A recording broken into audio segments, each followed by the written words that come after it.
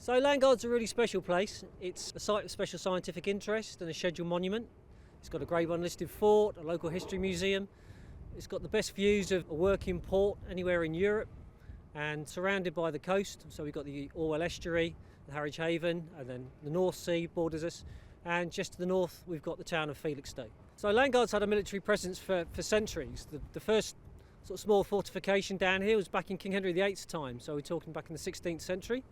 And all the way up until the 1950s, Landguard's had a military presence down here. Lots of people think that the mounds that stretch all the way along the northern half of the nature reserve are sand dunes.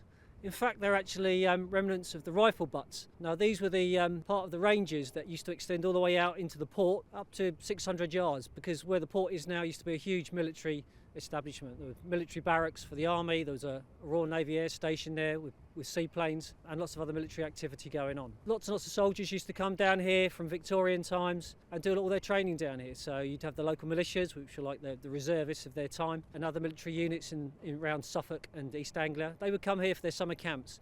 And one of the things they had to do was obviously their marksmanship training, making sure that they could hit the targets when they fire their rifles. And so these ranges were used a lot then, and these mounds, they were used for catching the bullets or stopping the bullets flying out to sea and hitting any unwary fishermen that might be sailing past at the time. They're a great feature.